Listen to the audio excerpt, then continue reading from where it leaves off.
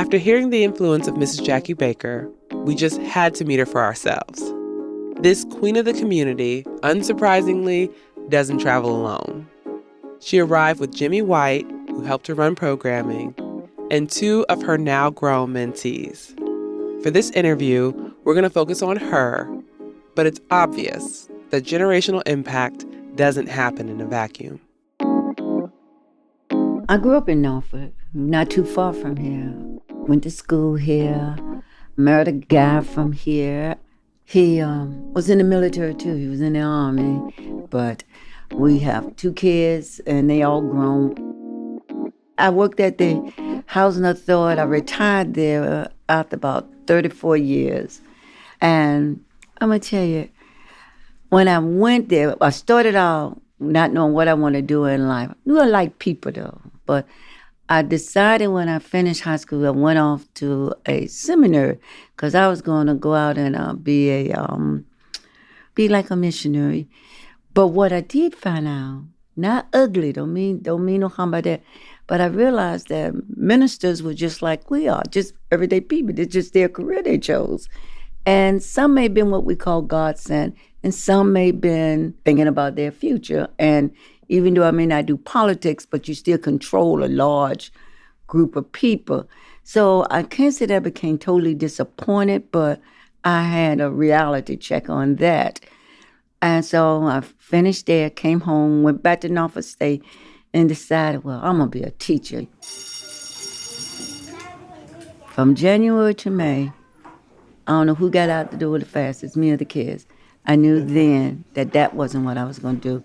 And I had no clue what I was going to do then.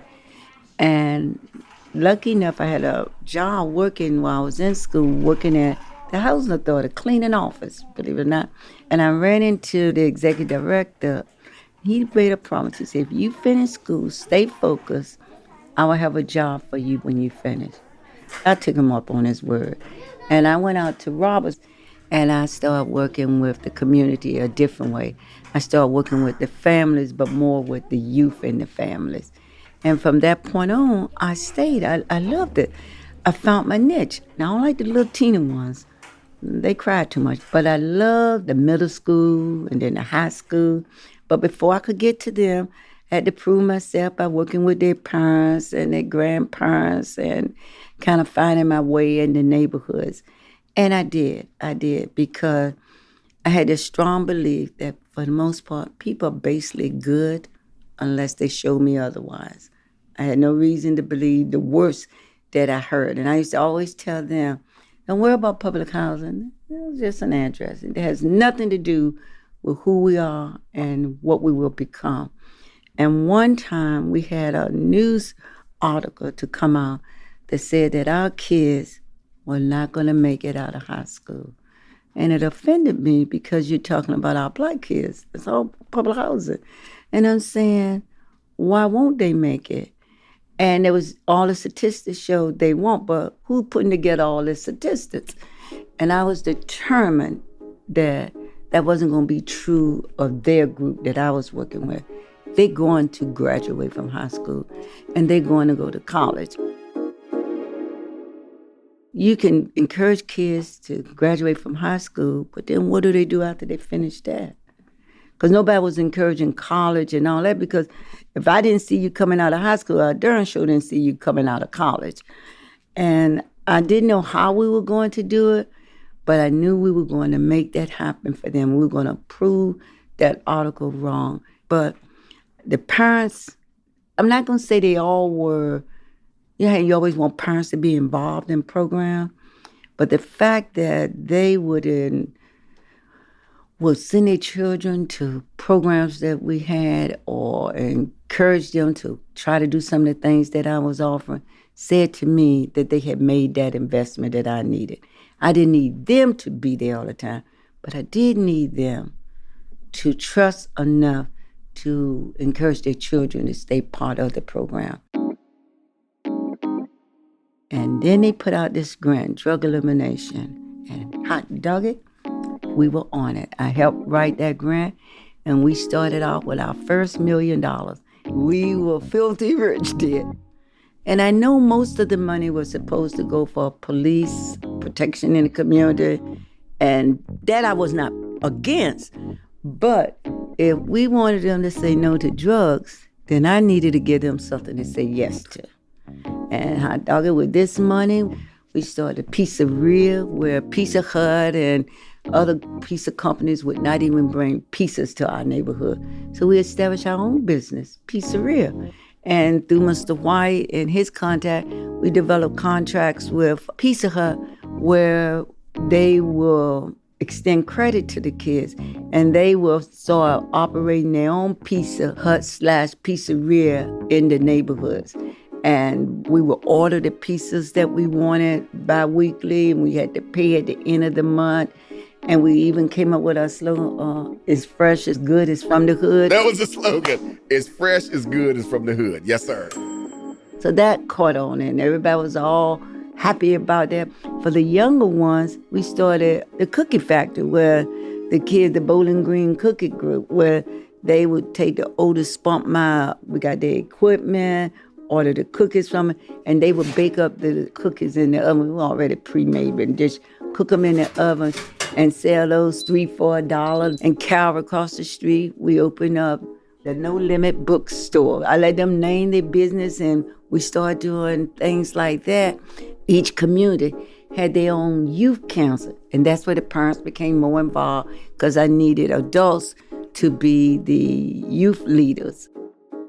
These youth leaders became role models for their community.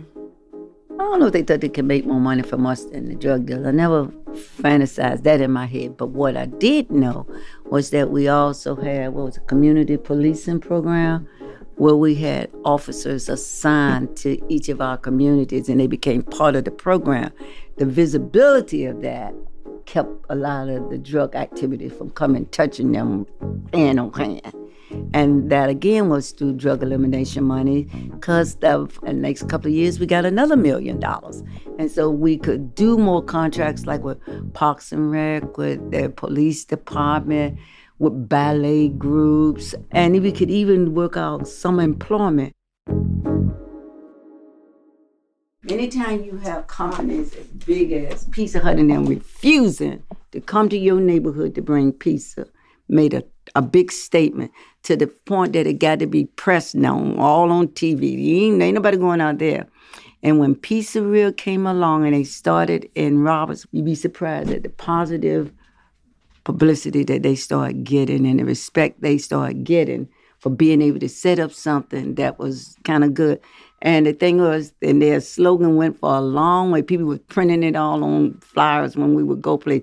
It's fresh, it's good, it's from the hood. The hood didn't mean negativity at that point. And that's what I wanted to get over to them was, it's just an address, baby. That's all it is. No different than my address. And we go where our parents take us. And you can build from that. We need to back up for a minute for some context. This positive press was a welcome reprieve from some very negative stories. In 1994, a Chinello's pizza delivery person was shot while delivering food in Oakleaf Park. I was in elementary school at the time in Virginia Beach, and I'll always remember seeing on the news how the neighbors came together to help identify the shooter and were rewarded with a pizza party. But Chinello's, as well as other local delivery companies, stopped serving that neighborhood, along with 15 other public housing communities. Mrs. Jackie recognized that void and finally had the funding to help solve for it. And don't misunderstand me. That was something that you needed to be concerned about. But these kids didn't do that. I can't even remember the story well enough to tell you if it was even one of our residents. But we got blamed for it, and the kids got joked and picked on at school about it, so these horrible people go to our school now. No, they're the same people that were going to your schools. And this is an unfortunate incident that happened like it happens anywhere. What I was not going to allow happen, and thank you, Jimmy, for all that he did, because he's the one who negotiated with Pizzeria. That was not I. I was for blasting them, not negotiating with them, but he negotiated with them to turn the tables. That what he made them, because Pizzeria wasn't the only one, none of them would come, that he made them somehow understand why won't you be different than the rest of them? Won't you show that you're trying? Now, they didn't deliver. I'm not going to tell that tale. But they made it possible for our kids to, and Jimmy would take responsibility along with Noam D and them to go pick up the pizza, bring it there, and that they would allow them, and it looked just like pizza you would get at home, to sell it and gave them the paper wrap, everything to look like, because it was still Pizza Hut product. Once they started selling and it got popular like that, the health department came and inspected the facility. Mm-hmm. The city of Norfolk came out where they had to have a little business license. I wanted them to see you can't just do this behind closed door and think nobody's going to see it. You're wrong. Once you put it out there and the papers were going to follow it, the newscasts were going to follow it because you're saying Pizza Hut is doing something that nobody else would do. I wanted them to see that they were being monitored by the state for the health department and the city for as you having a little business license like anybody else who run a business. But the learning was multi-directional. Mrs. Jackie wanted to learn about their lives, too.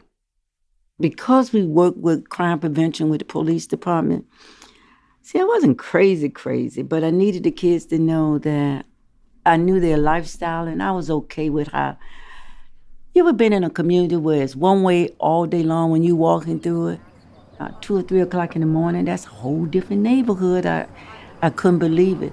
And sometimes I would just show up like one of the neighborhood, Oakley Forest, one way in and one way out. So I wanted to see what life was in a community where it's one way in and one way out.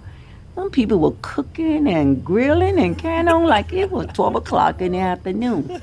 But also, I wanted to be able to talk to the kids about what I also saw and heard when I was in there and make sure they kept themselves safe. They did what they were supposed to do. Don't get yourself involved beyond what your parents and that we want you to. So I would make Tony Mitchell pick me up and we would ride out late nights, early mornings, so I could see some of the other ones that were out there very late. And I wanted to make sure that they knew you also still represent the Youth Executive Council, your family, the other ones in the program. Now, you never know when I may show up, but I'm not out here to spy on you or to see what's going on. I just want to make sure that you're still in what I consider a safe environment for you and your brothers and sisters out here. Mrs. Jackie has technically been retired for about 30 years, but she's never stopped caring for her chosen family, and they've never stopped caring for her. Visit our website, truthbetoldcommunity.com, to find out ways to get involved and share this episode with friends. This series was written by Jackie Glass and Hannah Sobel, edited and hosted by me, Nicole Hill, sound designed by Trundell Lightburn, and our work has been supported by the Virginia African American Cultural Center through a grant from Virginia Tourism Corporation. Follow our work by subscribing wherever you get your podcasts. We couldn't do this without people brave enough to share their experiences. So thank you, Jackie Baker, Jimmy White, Antonio Brown, and Terea Freeman.